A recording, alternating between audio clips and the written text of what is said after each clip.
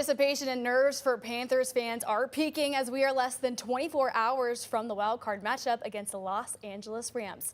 It's the Panthers' first playoff game in 8 years, and it's safe to say, Bryce, that they are the underdogs tomorrow afternoon. Yes. Thanks for joining us for our Panthers playoff Prowl special. I'm Logan Campbell. And I'm Bryce Parker. Over the next 30 minutes, we'll be diving into everything: the matchup, how we got here, the previous matchup against the Rams, the forecast in Charlotte tomorrow, and last but not least, our predictions for the game. Yeah, so I think it's safe to say a lot of fans aren't really thinking about the Super Bowl right now. Most of us just want to see a win tomorrow. So to start the special, let's focus on how the Panthers even got here. Yeah, it's been a rocky road for these last 2 weeks for the Black and Blue. After a win in Tampa Bay in Week 16, the Panthers dropped their last 2 games, the first one against the Seahawks and then their regular season finale against the Buccaneers, leaving their playoff hopes in their NFC South division rival, the Atlanta Falcons. The Panthers needed the Falcons to defeat the Saints in order to punch their ticket to the playoffs, and Atlanta did just that, closing out the regular season with a 19-17 home win, setting up tomorrow's matchup with a Rams team that the Panthers have already defeated earlier this year. So the Panthers join a very exclusive short list of teams that have made the NFL playoffs with a losing record. Now, oddly enough, head coach Dave Canales has been on the coaching staff for one of those teams. In 2010, Canales was a wide receivers coach for the Seattle Seahawks, a 7-9 team that beat the defending Super Bowl champs, the New Orleans Saints, in the wild card round. Now, almost 15 years later, Canales finds himself in a similar position, this time as the head coach of the underdog team. I remember most is even at 7-9, which we were that year, we won the division and we got a home game, which gave us the crowd. And that's what I'm so excited about, is bringing football back into Bank of America Stadium. Our fans have really had an impact, particularly when our defense has been on the field. And then just the momentum of the plays being made. I just remember, that was New Orleans Saints, the defending Super Bowl champs from the year before in 2009. Of course, I can't forget, Beastquake. Just an amazing memory, an electric moment, and I'm really excited to create some memories and moments here in Bank of America Stadium Wildcard Weekend. All right, so Dave Canales is ready, but after talking to several players in the locker room, I can guarantee you no one is more ready to play in this game than quarterback Bryce Young. He is no stranger to finding success and high-stakes games, given his performances with Alabama in the college football playoffs. So him and his teammates are ready for him to emulate the same energy this Saturday against the Rams. I'm super proud of this group. And again, the season resets. Coach talks about it all year, and it's just as true as ever. It's about going 1-0. Again, this isn't about me. This isn't about any individual. We have a group of guys that we're a team. We all play for each other. I'm excited for this group more so than anything. I'm so fired up for Bryce and for the whole crew, but these are the moments, and in my mind, when we've put Bryce into these high-stakes situations, he's performed well, whether it's going for it on 4th down, end-of-game type of stuff. It's an area where he just continues to execute and do the basics and the fundamentals that we ask him to. And so these games are like that. And, when you're playing a great opponent like the Rams, all the little execution and the fundamentals are so important. And so I love this challenge for our group and especially for Bryce. A lot of growth, man. He's grown every game this year, especially in these tight games that we've had, watching him come down and, break records, and have a great season, the season he's having. So to see him in the playoffs, man, he's been there. He's been in Bama. So the pressure won't hurt him, so I'm excited to watch him play, watch him keep doing great things, and lead us all the way. Now, the 2024 season was a rough one for this Carolina Panthers defense. Under defensive coordinator Ejiro Evero, the team ranked 32nd in the league in yards and points allowed per game. But in 2025, this unit was able to make a big-time turnaround. The team now ranks in the top half of most of defensive categories, including yards allowed per game with 327 and points per game with 22.5. We added some great pieces. Again, talking about Dan, just adding guys like Trey Merrick into the mix, and adding guys like Turk Wharton, obviously getting Derek back. Christian Roseboom, who's done a great job for us. These are guys that we've counted on to come through and to play together, and he's done a great job of just. Also within that, there's scheme and there's understanding who your players are, bringing them together so that we have the right concepts we can execute. And Ejiro and the defensive staff have been tireless just bringing these guys together. And then the players have taken a lot of that on their own and do the extra work, have the conversation so that they play connected. Now, one of the bigger storylines actually started back in April when general manager Dan Morgan made a surprising pick 8th overall in the NFL draft. In back-to-back years, the Panthers selected a wide receiver in the first round. This year, it was Teteroya McMillan out of Arizona. And turns out that's the best thing that they could have done. T-Mac is the Offensive Rookie of the Year favorite heading into the postseason after setting a franchise rookie record with 1,014 receiving yards in 2025, leading all first-year players. While that's impressive, McMillan is more focused on getting a win Saturday against the Los Angeles Rams than on any postseason accolades. I feel like I'm different just because, it's my first year, so I don't know what it's like to miss the playoffs.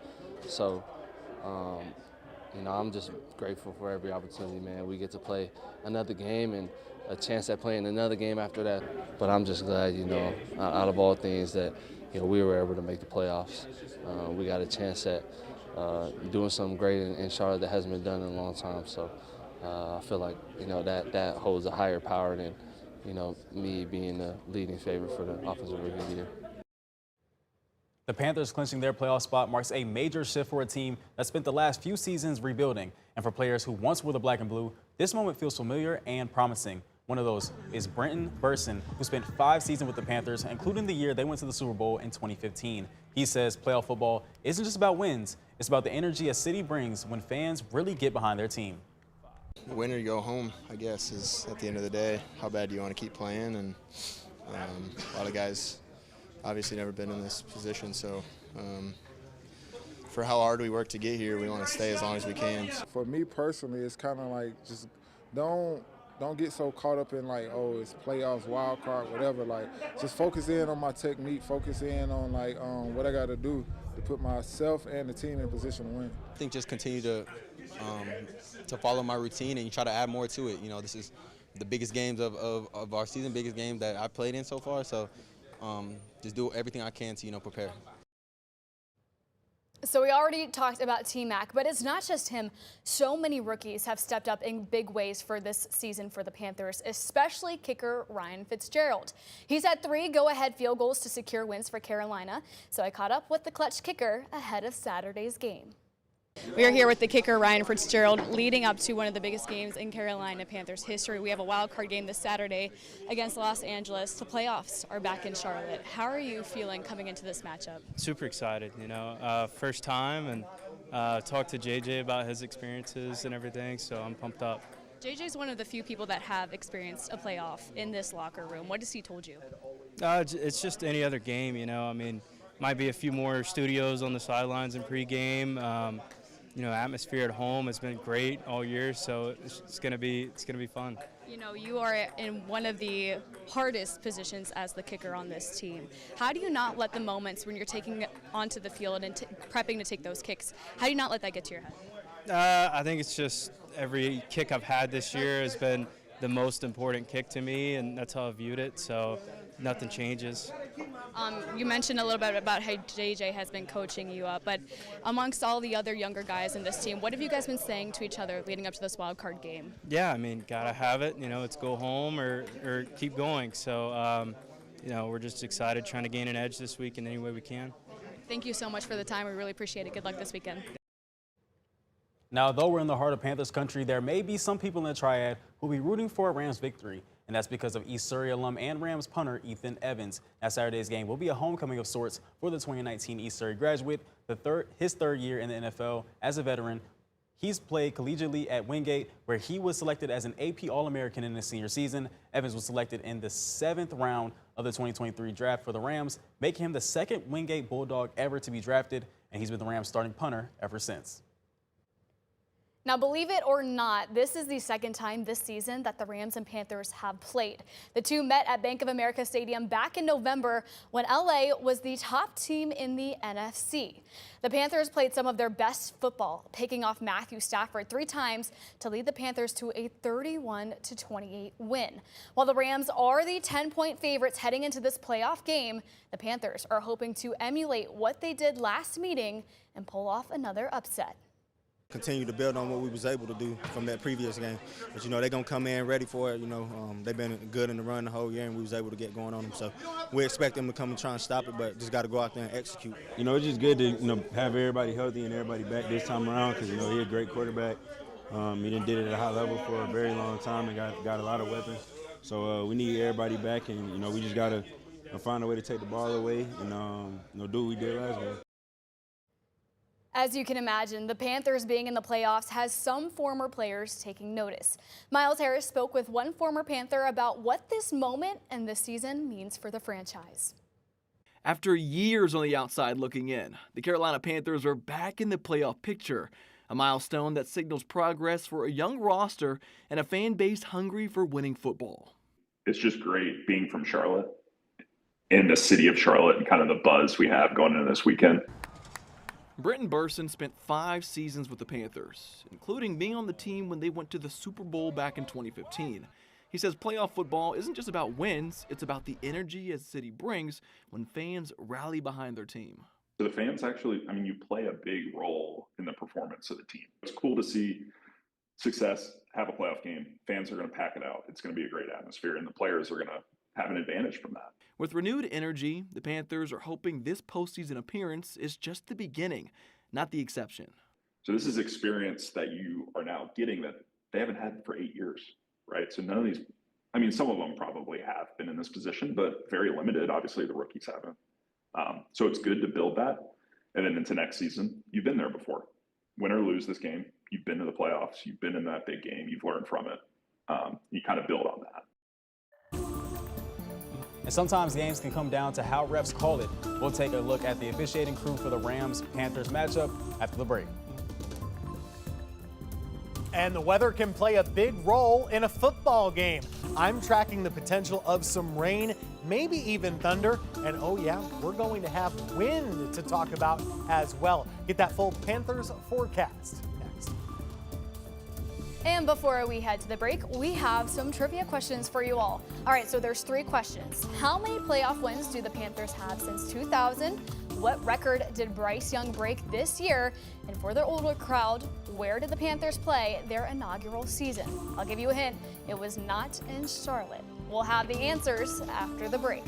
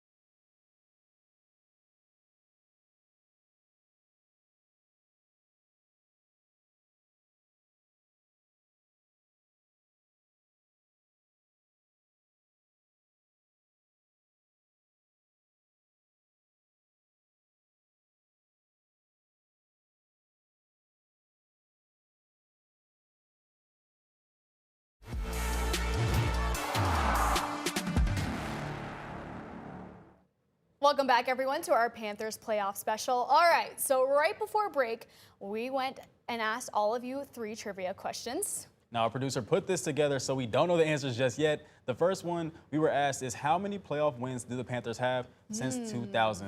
Logan, I'm going to let you go first. Okay, well, let me think about this. So 2015, they went to the Super Bowl. Correct. So I would have to think that that was 3 wins there. Yeah, had to be 3. Okay, then well, remember, they had the bye because they Yep. were the 1 seed. True. Then they did the same thing in 2003. Right. So is that also 3 wins? Possibly. Yeah. So at least we're looking at 6. Okay, we're looking at 6. We're at least looking at 6. I believe they made the playoffs 2 other times. It was wild card games. Did they win? I'm gonna go 50-50. I'm gonna say 7. I'm gonna say that they have won 7 playoff games. I'm going to go 9. 9? I think they won 9. All right, should we see what the answer is? The answer is 8. We're 1 off. Well, I think we split it, so if we're actually keeping score, we can like give us both 1. Sure, we'll give us half a point. And certainly 8 wins is not something that the Panthers fans really want to hear, but those 8 wins, like we said, came during 4 different playoff runs, 2 of those to the Super Bowl. So not too bad. Nope, not too bad. Not too bad. All right, let's go. Moving on to the next question. Bryce Young broke a franchise record this season. Which record was it? You want to go first? Because I know this one. Oh, you do know this one. Yeah. Was it single season passing? Yes, it was, and hopefully it is, but he did that. Do you know when?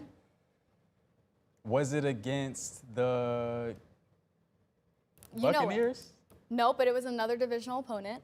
I promise I didn't look ahead at this. It had to be the Falcons then. It was the Falcons. It was that overtime win against the Falcons. Yes, no, that was a great game. It was an incredible game Yes, that I Bryce think had. Bryce Young, if he can replicate that same success tomorrow, then the Panthers will have really a leg to stand on to be able to compete with the Rams. Yeah, and that's when we really saw Bryce turn it around. He threw for 448 yards in overtime in a win against the Falcons. That record was held by Cam Newton, who... And guess who will be at the game, yeah, possibly? Cam we're Newton. hearing Cam Newton's going to be at the game tomorrow, which is very exciting for all of Panthers Nation. All right, and our last trivia question is a tough one for the younger crowd. In the Panthers' inaugural season in 1995, where did they play their home games? We already told you before the break, this is not in Charlotte, so where do you think it is, Logan? This one's tough. This one, I need to think about this one. Since it wasn't in Charlotte, and I don't think it was in North Carolina.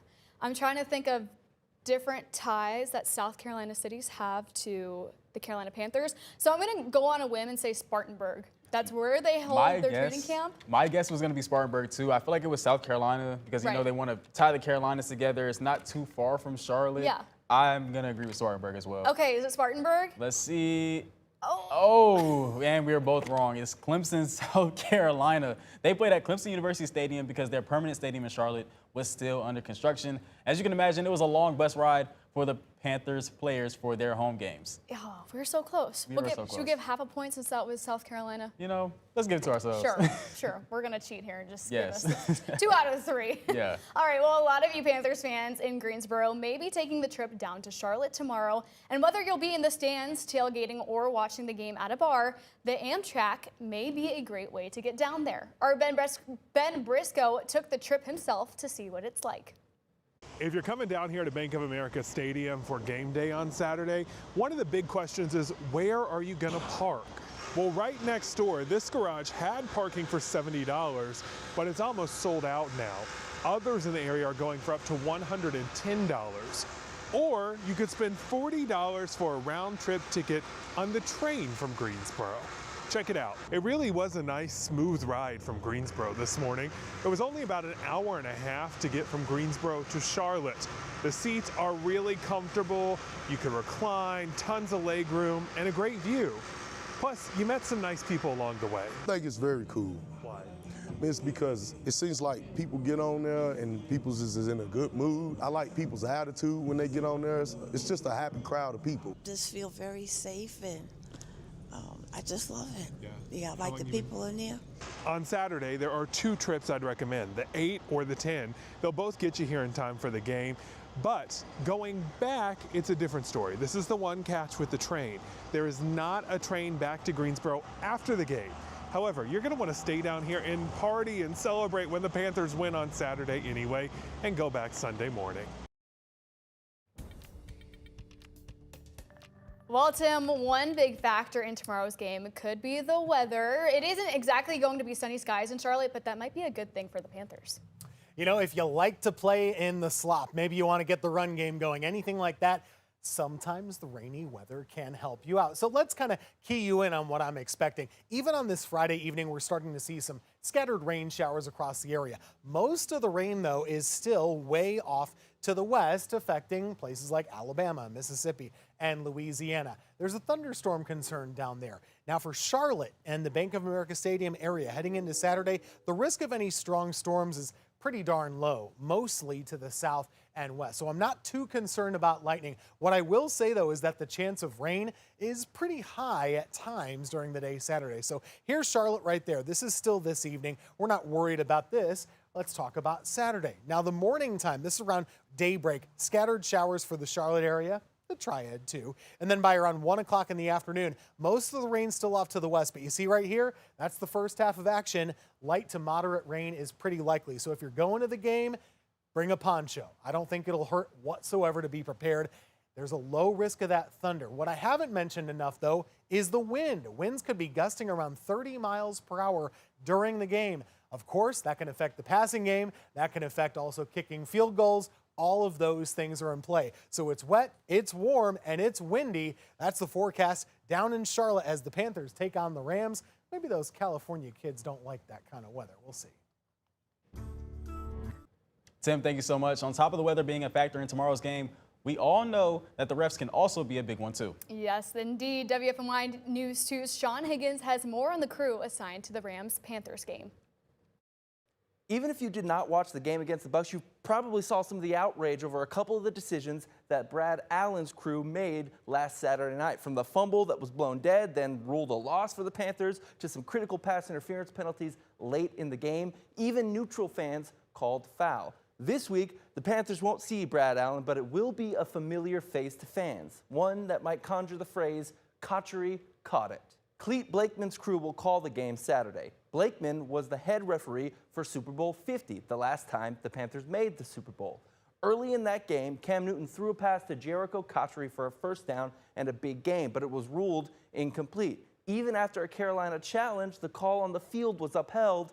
Even though the replay, it appeared as if Cotchery completed the catch. 2 plays later, Von Miller would strip sack Cam Newton for the first TD of the game. Blakeman's crew has not called a Panthers game all season. This Saturday will be the first time, and here are a few things to know about their tendencies. First off, Blakeman's crew is just below league average in flags thrown per game. The league average is 15, and they sit right at 14. Now, in terms of specific penalties called, they also line up pretty well with league averages except for 2 penalties, defensive offsides and illegal contact. That illegal contact penalty is the one to watch on Saturday. The matchup between the Panthers corners and the Rams wide receivers should be a physical one, which could lead to some penalties thrown against the Panthers. Now, there is one good omen. Home teams have a nearly 69% winning percentage in Blakeman's games. They've gone 11-5 this year with Blakeman's crew. That's nearly 15% more than the league average. But it's also important to keep in mind that these stats lack so much nuance. Each of the 27 teams Blakeman's crew saw this year are different. Each game they called had different circumstances, so there's really no way to predict how Saturday's game will be called. It's understandable that Panthers fans are on high alert. But by all measurable stats, it seems like Blakeman's crew is just your run-of-the-mill officials, which means they're going to miss things. They're going to get some stuff wrong. But by and large, you'd be hard-pressed to find a more fair crew in the NFL. Well, sometimes you just need a little luck in the playoffs, and the stars may be aligned for the Panthers. We'll go back to Sean with more on why after the break.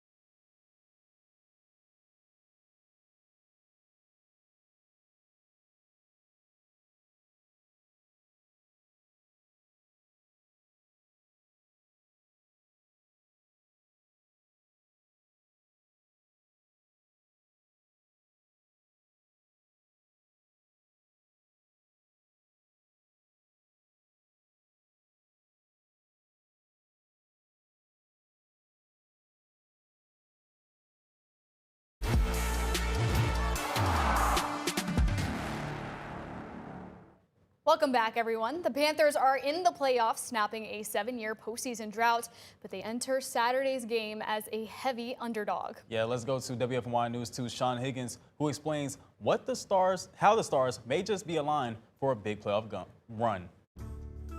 At the beginning of the 2025 season, a Panthers prophecy was spread around online claiming that Carolina was potentially Super Bowl bound. Here's how the cycle goes. First, the Carolina Panthers have a losing record. Jennifer Lopez gets divorced. Ohio State wins the national championship in football. Then the following season, the Jaguars and Panthers play in week 1, and then Carolina goes to the Super Bowl. It happened in 2003, it happened in 2015, and somehow that prophecy is still alive. It's not scientific by any means, but when your team hasn't made the playoffs for 7 straight seasons, you'll grasp at anything resembling hope. So, let's put on our Panthers tinfoil hats and try to drum up some good omens for a Panthers win on Saturday. Cleat Blakeman's crew is assigned to officiate the game. Home teams are 11-5 this season with Blakeman's crew, and in their last 5 playoff games, home teams are 3-2. Advantage Panthers. Saturday is January 10th, exactly 22 years from the Panthers' double OT playoff upset of the then St. Louis Rams. The 0-3 Cardiac Cats were underdogs against a high-powered offense that featured 2 All-Pro wide receivers, an MVP caliber QB, and a running back that can hurt you on the ground and in the pass game. Sound familiar? Advantage Panthers. The LA Rams are 1-3 on the East Coast this season, and Matthew Stafford is 0-3 at Bank of America Stadium in his career. Those 3 games were all bottom 5 performances for Stafford in their respective seasons, with the 2025 and 2020 losses being his worst games those years. Another advantage, Panthers. All-time, the Panthers are 5-2 at home in the playoffs, going 2-0 in the wild card round. One of those victories came in the 2014 season, the last time the Panthers entered the playoffs with a losing record. That 7-8-1 team defeated a 5-loss NFC West runner-up with a play-calling head coach and a superstar wide receiver. Advantage Panthers. The only other team to enter the postseason with a losing record and win a playoff game are the 2010 Seattle Seahawks. The famous Beastquake game, Marshawn Lynch running through the Saints defense. Dan Morgan and Dave Canales were both on the staff in Seattle that year. Coincidence? No. Advantage Panthers. Take from this what you will, but before I remove my Panthers tinfoil hat, there's one more thing I'd like to share. In the 2003 and 2015 NFL drafts, the Panthers selected a Pac-12 player with their first-round pick. 2025, the Panthers selected Teteroa McMillan with their 8th pick in the first round. He went to Arizona, which was a Pac-12 school, until his final season. Who knows what's going to happen on Saturday? But as fans, all we can do is hope history repeats itself. Sean, thank you so much. Now, as we wrap up our show, it is now time for what you have been waiting for, our predictions for tomorrow's game. Logan, I'll let you do the honors. Okay. This is what I'm thinking, and maybe I'm just being very optimistic. Given the weather and how the Panthers are going to play at home, we know it's going to be rocking. I say 28-21 Panthers. Okay, Logan, I think I'm going to tell you I'm really starting to drink that Panthers Kool-Aid.